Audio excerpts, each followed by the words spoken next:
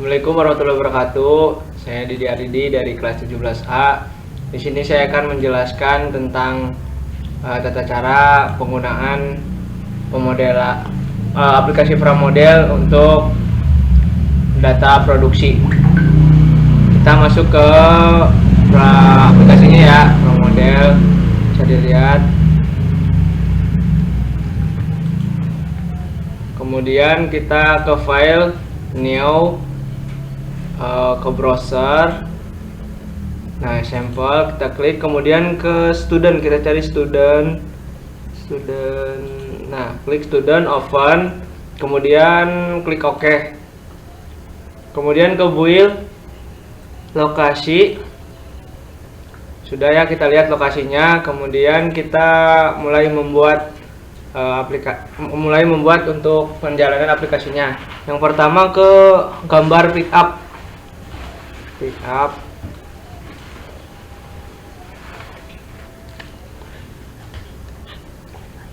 Kemudian kita ke conveyor ya. Conveyor.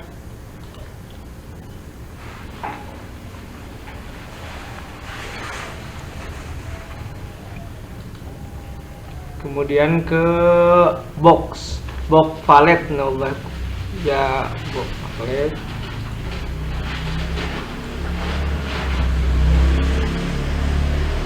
Kemudian ke conveyor lagi.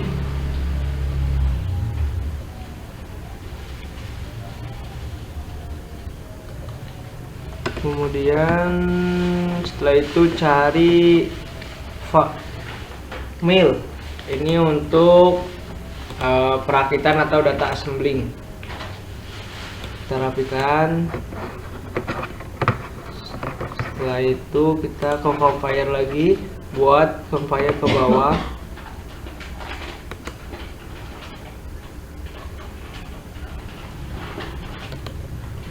Setelah itu kita cari worksheet woman. Ini digunakan untuk quality control. Kita rapikan. Setelah rapi, kita ke conveyor lagi, kita tarik ke pinggir. Kemudian kita cari gambar pesawat ya. Ini berguna untuk pengiriman atau ekspor. Kita rapikan, perkecil karena ini terlalu besar.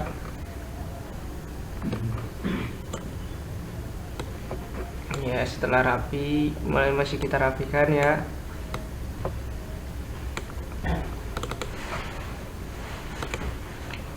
Kita atur posisinya. Ya, sudah. Kemudian klik up. New-nya kita hilangkan ya untuk menambah palet kembali agar dia tidak menyatu ya, berpisah. New, klik, cari. Sudah, kita rapikan. Kemudian klik lagi di box.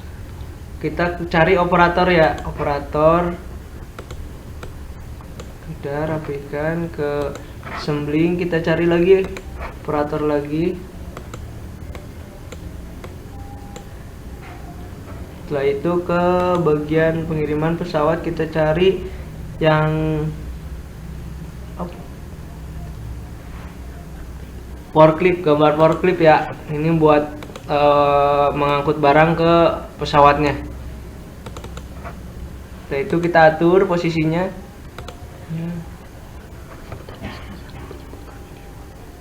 Oh ya, mohon maaf tadi ini harusnya forklift ya, salah yang pertama itu. Ya, kita lanjutkan kembali. Kita akan memberikan waktu ya di sini. Counter. Ini berguna untuk nanti waktu berjalan. Kita tambahkan satu persatu.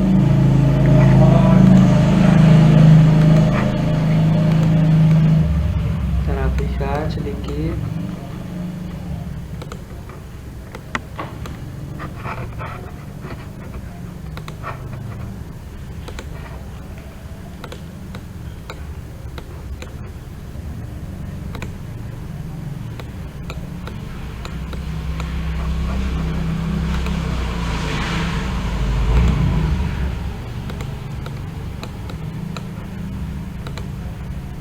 Oke, sudah selesai. Kemudian kita ganti nama tadi sesuai dengan data yang telah ada.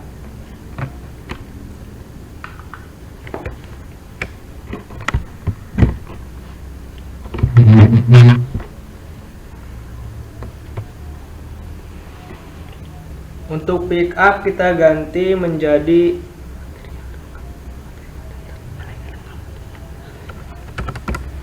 elektromaterial datang.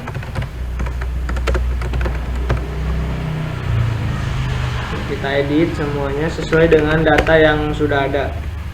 Ini menjadi conveyor 1, masuk gudang, kemudian menjadi unboxing material,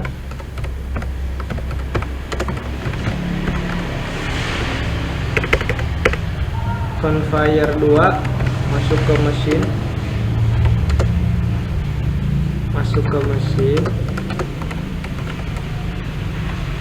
Ayo kita ganti menjadi proses perakitan.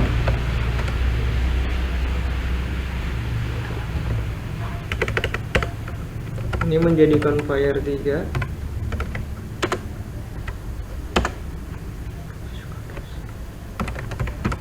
masuk ke QC. Ini kita ganti menjadi proses quality control.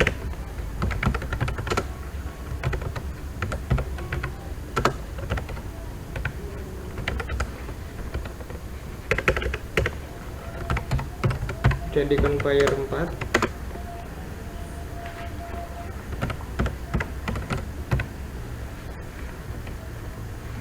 Kita ganti menjadi ekspor atau pengiriman. Kemudian kita ganti untuk kapasitasnya ya sesuai data. Yang untuk elektromaterial datang itu sebanyak 65, conveyor 1, material 60, conveyor 2, 1,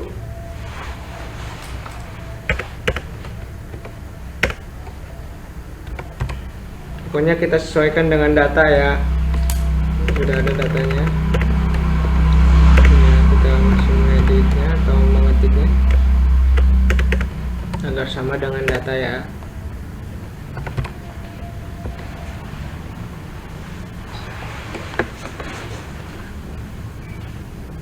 Kemudian kita klik build, kita masukkan entitasnya ya.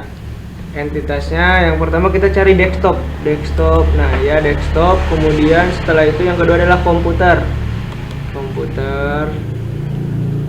Kita masuk ke build lagi, kita cari Arrival.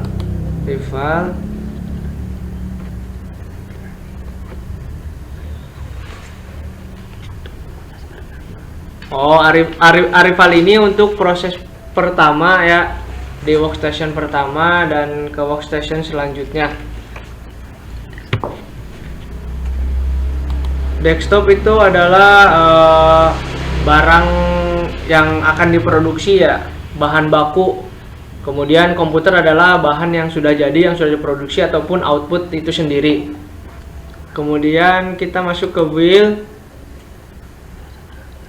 Proses terakhir kita masuk ke build, terus kita klik processing. Kemudian kita tarik kursor untuk membentuk tanda panah ya. Ini untuk alur prosesnya ya, biar dia terlihat alurnya kemana ya. Kita lanjutkan sampai selesai, sampai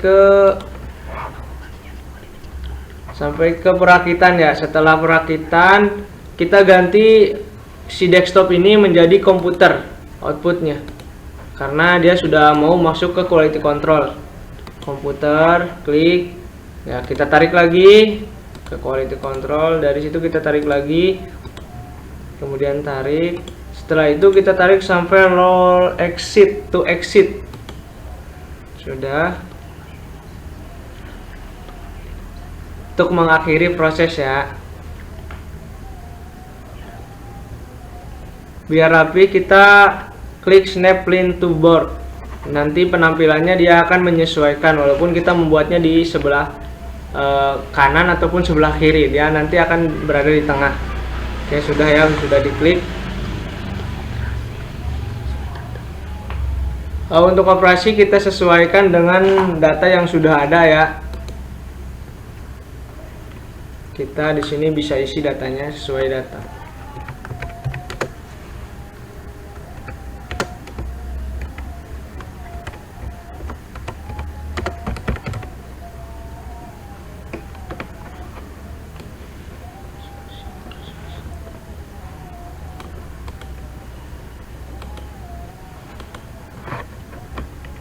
Dalam pengisian data ini harus sesuai ya, karena salah sedikit dia akan menjadi error dan aplikasi ini tidak bisa berjalan ya.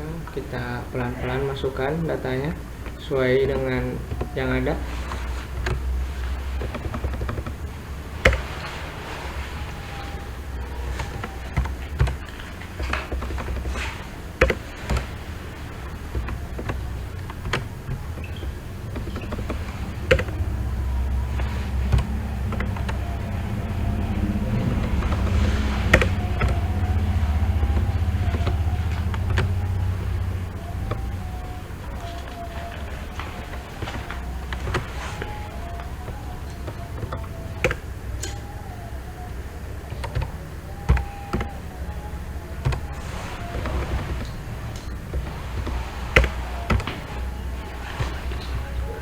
Setelah itu kita memasukkan mapping logisnya ya, sesuai data juga. Di sini sudah ada datanya, kita masukkan. Datanya sudah ada. Sini move for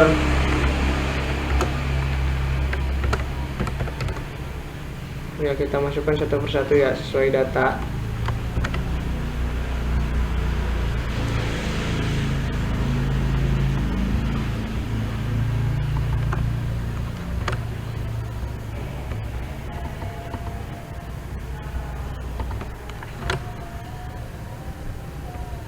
Mohon maaf, ini ada sedikit kendala ya. Kita masukkan kembali datanya sampai ini tadi komputer ya, 4.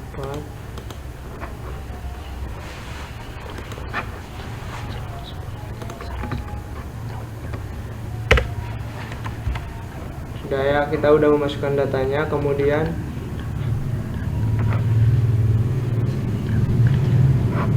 kita masuk ke simulasi dengan option kita, rantainya kita kasih 10 ya, 10 jam waktu kerja. Kita simulasikan 10 jam waktu kerja.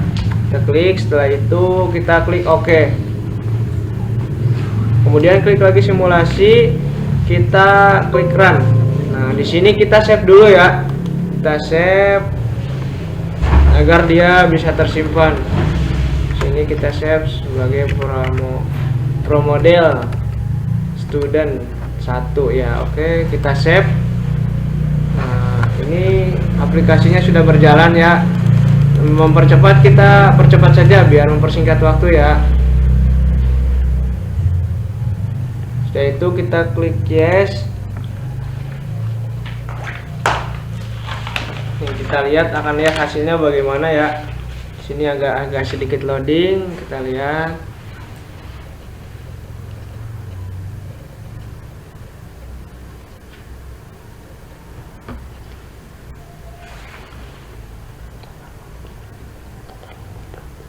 Total output produk di sini sebanyak 213 ya. Dengan waktu rata-rata pengerjaannya adalah 252,05. Dengan rata-rata operasi yaitu 141,93. Di sini kita ada melihat 3 warna ya. Yang warna biru muda itu menunjukkan si barang itu mengalami perpindahan. Kemudian untuk warna hijau itu menunjukkan si barang itu berada dalam proses. Kemudian ada warna pink atau merah muda Oh, itu menunjukkan kegagalan dalam produksi ya. Kegagalan dalam produksi. Kemudian masuk ke multi capacity location stage. Di situ kita juga melihat 3 warna. Yang pertama itu warna biru tua. Menunjukkan entity tidak aktif atau tidak sedang berjalan. Kemudian ke warna biru muda menunjukkan Varlock berada dalam workstationnya tidak aktif dan masih berjalan normal. Kemudian di situ ada warna kuning ya, menandakan workstation mengalami proses operasi dengan kapasitas maksimal, dan bila masih berjalan lebih lama maka akan menimbulkan terjadinya bottleneck yang nantinya akan mempengaruhi hasil akhir proses produksinya.